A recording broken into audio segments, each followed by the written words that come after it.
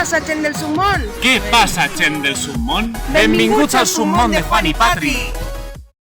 Què passa, gent del submón? Benvinguts de nou al nostre noticiari. En el que analitzem l'actualitat valenciana més recent, especial i desconeguda. Sempre en valencià i en normes del Puig. Este mes de gener de 2021, quasi totes les notícies s'han centrat en el temporal Filomena i en com evoluciona la crisi sanitària per el Covid-19. Encara així tenim notícies molt interessants. M'emprenem directament en la nostra secció estrella, Cultura.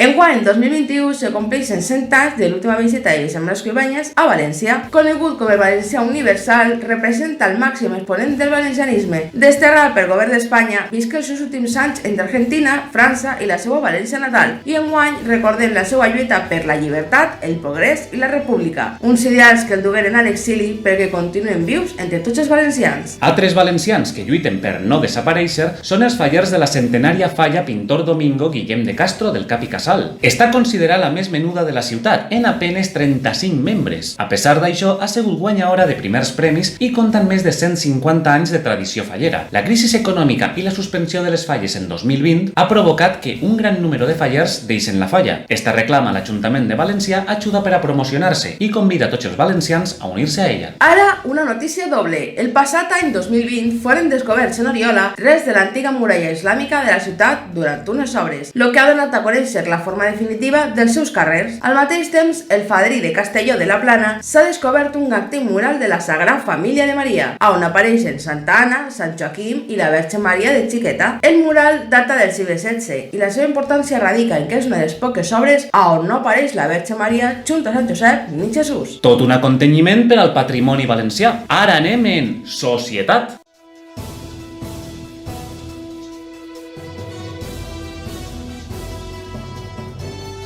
Lo Ratpenat ofereix la seva seu per ajudar en les campanyes de vacunació contra la Covid-19. La centenària entitat pretén col·laborar de forma activa i sumar una aportació més a la societat valenciana que tan mal ho està passant per la crisi sanitària actual. La premsa ha felicitat a l'Orrat i renega que des del govern de València no se li presta l'atenció i el respecte que se mereix. Una altra entitat, Consciència Valenciana, també vol aportar el seu granet d'arena, sumant-se a les campanyes de donació de plasma tan necessari a dia d'avui. L'entitat demana difusió. L'alerta sanitària també ha provocat les protestes dels hostelers. La normativa de tancar tot el sector de l'hostaleria, bars, restaurants, etc. pel risc de contagi està provocant la ruïna de milers de negocis, majoritàriament xicotes propietaris. L'Associació d'Hostelers del Barri de València protagonitza des d'este mes de gener de 2021 una protesta setmanal davant del Palau de la Generalitat, reclamant ajudes per als autònoms que han concentrat a més de 200 persones. Les crítiques cap al govern valencià no s'han fet esperar, destacant el seu lema en les eleccions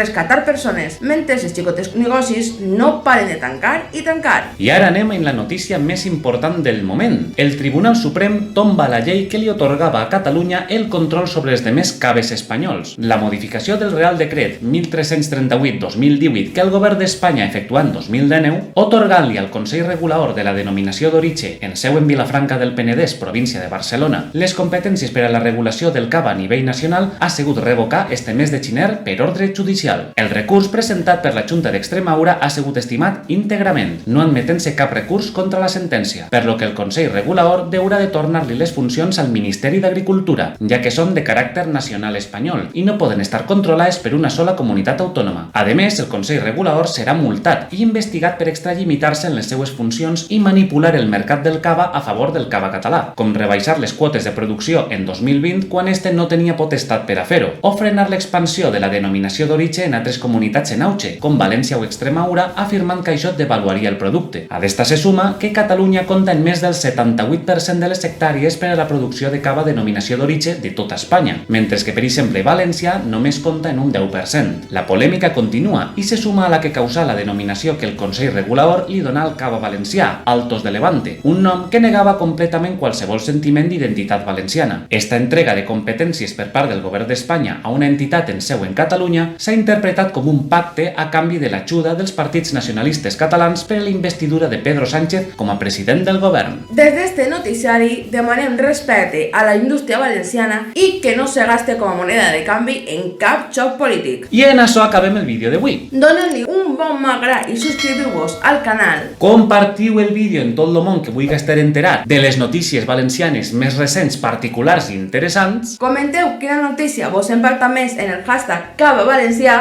Nos vem en pròxims noticiaris, Però sobretot, No te baixes del submón.